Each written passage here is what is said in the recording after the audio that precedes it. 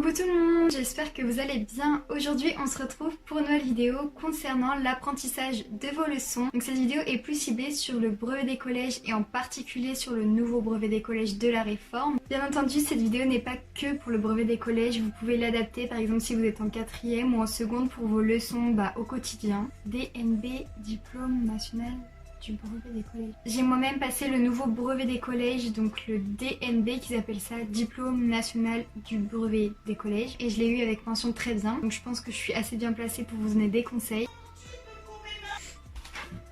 Me revoir. Merci maman. Je vais vous donner des conseils assez originaux qui sortent de l'ordinaire parce que flemme des discours. Apprenez vos cours tous les jours, restez concentrés au cours, ne regardez pas. Etc. À croire notre vie se résume au cours, non. Si vous voulez une autre vidéo encore concernant le brevet, par exemple sur mon ressenti, comment j'ai fait pour avoir une mention très bien, sur tout au long de la 3e, combien j'avais une moyenne, comment je me débrouillais, enfin tout ça, n'hésitez pas à me le dire en commentaire, je me ferai un plaisir de vous la faire. Il y a ma tante qui arrive. Désolée, il y avait ma tata. Personnellement, les to-do list m'ont énormément aidé. En gros, tu fais une petite liste et tu notes par exemple les matières à réviser, si c'est des contrôles ou si c'est des exercices, et petit à petit tu surlignes les choses que tu as déjà faites. Du coup, ça te permet de te rendre compte s'il te reste beaucoup de choses à faire et de te motiver surtout. Ensuite, donc dans ma chambre, j'arrivais clairement pas à me concentrer pour réviser, pour apprendre mes leçons, etc.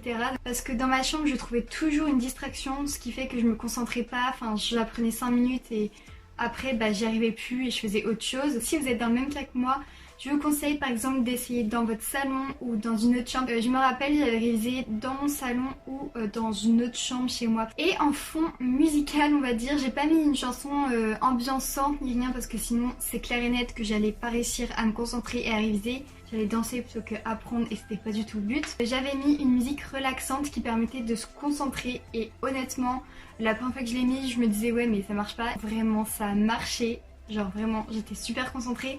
Quand j'ai mis la musique, je vous mettrai le lien en barre d'infos, mais il en existe pas mal. Vous tapez musique, concentration, études, etc. Vous allez en trouver plein. Donc cette musique, je crois, elle durait 1 heure et clairement, je l'ai passée plusieurs fois. Donc pour vous dire que j'ai révisé plusieurs heures, donc ça c'est plutôt positif. Concernant l'organisation, le conseil basique que tout le monde dit, c'est faites des fiches sur des feuilles Bristol. Je rajoute un petit truc, c'est prenez des feuilles Bristol de couleurs différentes. Moi personnellement, donc comme vous pouvez voir, j'ai vert, jaune, rose et bleu, et j'avais blanc aussi. Et à mes souvenirs, vert c'était la SVT, jaune c'était l'histoire, rose c'était les maths, bleu c'était la physique-chimie et blanc je crois que c'était le français. Mais en gros mon conseil c'est de faire chaque matière une couleur différente, ça va vous permettre de vous organiser. Mais comme vous pouvez voir, j'en ai trop acheté, genre j'en ai énormément et clairement là j'en fais plus trop. Pour ceux qui ne savent pas, je suis en seconde et il faudrait que je fasse des fiches mais j'en fais pas, je ne suis pas forcément un bon exemple à suivre pour le coup.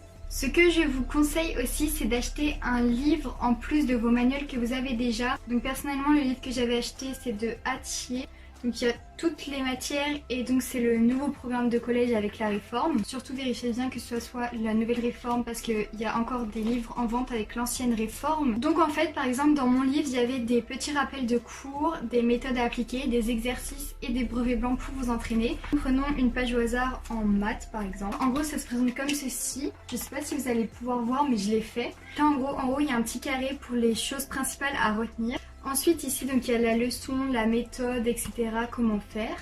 Là il y a une mini interro pour voir si vous avez bien compris la leçon. Et ensuite à droite il y a toujours des vrais faux et puis sinon il y a des exercices pour s'entraîner. Vous pouvez voir aussi qu'au fur et à mesure que j'avais fait donc la double page, parce qu'une double page c'est un chapitre.